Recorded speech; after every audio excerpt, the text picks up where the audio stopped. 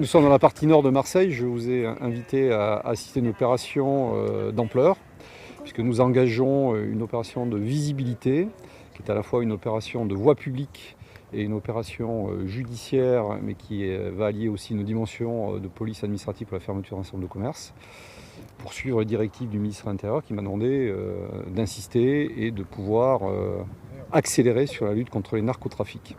Donc aujourd'hui, nous engageons cet après-midi 1500 personnes à la police nationale. Vous verrez sur une quinzaine de sites de points de deal.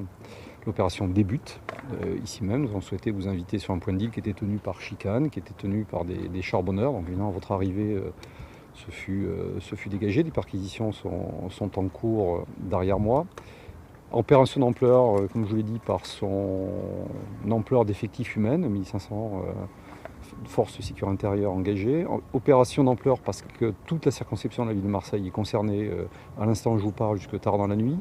Opération d'ampleur parce qu'on engage à la fois une opération de voie publique pour reprendre le terrain, reprendre les chicanes, reprendre les points de deal qui sont tenus, comme vous avez pu le constater, vous le verrez tout à l'heure sur les images que vous ferez, et d'ampleur parce que toutes les filières de la police judiciaire, de la sécurité publique, mais aussi d'autres forces de sécurité intérieure ont été concernées. Visibilité parce que nous ne souhaitons pas laisser les narcotrafiquants tenir le terrain. Alors évidemment, vous me direz, et vous aurez raison, mais c'est une opération qui est à coup de poing, et que fait-on demain? Mais demain, d'habitude, c'est tous les jours 250 à 350 fonctionnaires de la police nationale qui sont engagés sur des opérations de pilonnage. Et ce type d'opérations d'ampleur seront réitérées en fonction des moyens. Je remercie très chaudement Laurent Nunez, ministre de l'Intérieur, de m'avoir doté de moyens très supérieurs qui nous ont permis aujourd'hui de nous engager de vive force en lien avec l'autorité judiciaire, de façon déterminée, en repassant le message que j'avais déjà eu l'occasion de passer: la République ne passera rien aux narcotrafiquants. Y a-t-il un lien avec la visite du président de la République la semaine prochaine?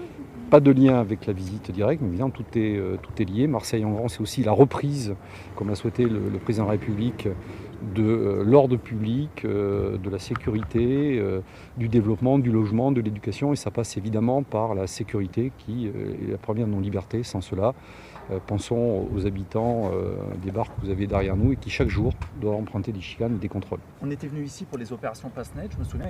Quelle est la différence? Est-ce que ce sont des opérations Passnet bis? Alors évidemment, on s'inspire du passé pour faire mieux, ça s'appelle l'expérience. Ce type d'opération est l'apport des TGV double pont au transport en TGV simple pont, ou ce que les gros transports aériens type la 380 peuvent apporter au transport aérien. C'est-à-dire que vous voyagez sur les mêmes conditions, plus nombreux, plus efficaces, plus rapides. Mais à hauteur de combien d'hommes en plus? Vous parliez d'effectifs supplémentaires. Tous les jours, nous engageons contre le narcotrafic. Pour aujourd'hui, c'est presque 1300 personnes de plus. Venu en renfort d'eau? De toute la France. 1300 de plus sur 1000. Vous avez aujourd'hui, simplement à titre d'idée évidemment, les forces de la DIPN 13 que je salue et que je soutiens très vivement dans leur action déterminée, dans leur action courageuse et dans leur action assidue. Et nous avons simplement, pour vous donner un ordre d'idée, 13 unités de force mobile en plus d'autres moyens zonaux qui sont venus.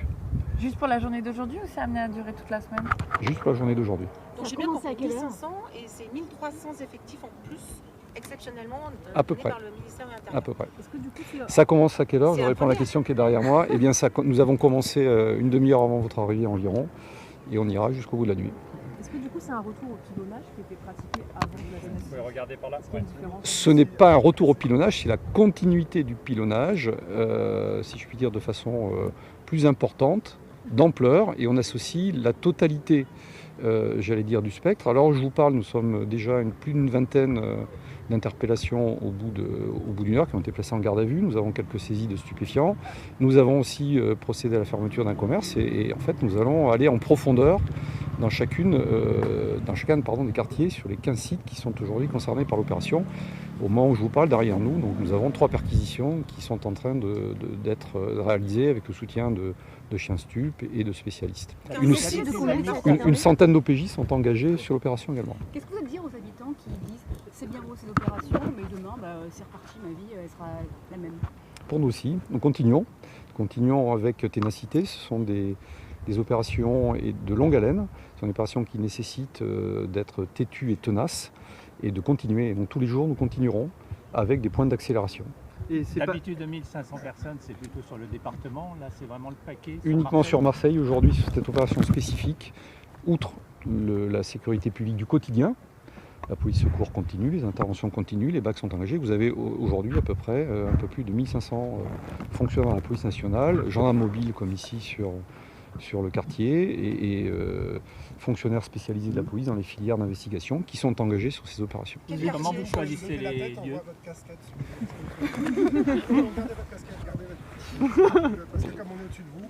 Vous aurez un beau rush de salut. Comment vous choisissez les lieux?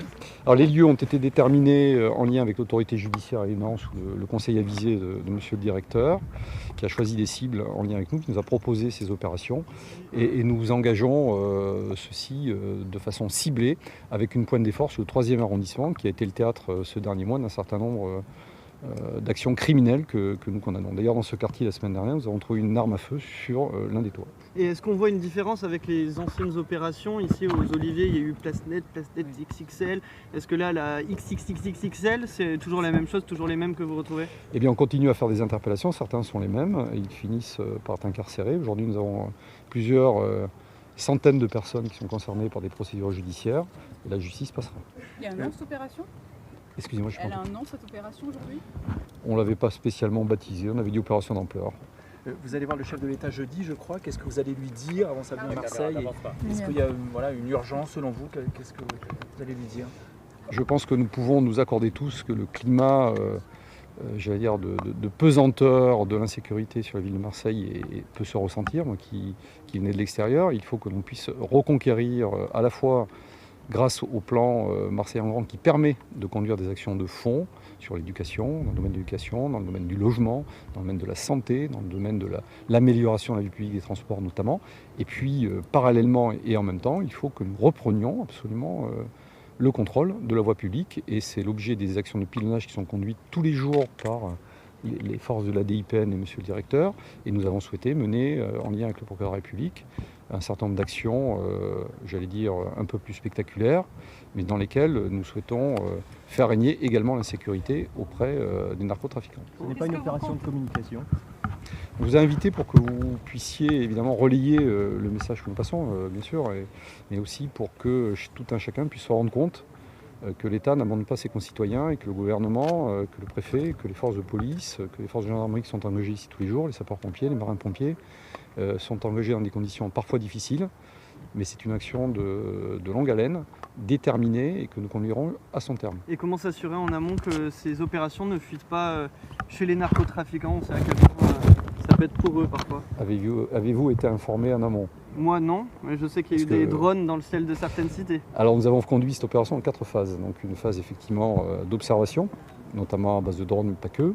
Ensuite une phase d'analyse des cibles. Dans chacune des interventions, le top départ a été donné une fois que les cibles ont été identifiées. Donc c'est plus d'une vingtaine d'interpellations déjà à l'heure où je vous parle. Ensuite une phase d'action que nous conduisons, puis une phase un peu plus profonde dans laquelle nous allons aussi nous intéresser au blanchiment d'argent qui se fait par des commerces, etc. Et je ne résiste pas à la petite saisie que nous avons fait. Vous voyez ce qui est distribué dans le quartier pour les fêtes de Noël, avec une petite faute d'orthographe, mais je vous la donnerai pour faire un focus. Je peux vous la lire. Donc, du 25 au 31 décembre, donc apéritif, chips, boissons, bonbons, etc. Pochon de bœuf ou shit cadeau. Venez comme vous êtes, ça vous rappellera peut-être quelque chose. Merci de votre passage, à la prochaine. C'était ici. C'était ici, c'était il y a quelques instants. C'était accroché dans les c'est où? C'est la magie de Noël, oui, comme vous disiez. C'était accroché où, monsieur le préfet? Ça a été récupéré dans un hall d'immeuble. Je vais la remettre d'ailleurs au directeur. Voilà. Merci. Bon, merci.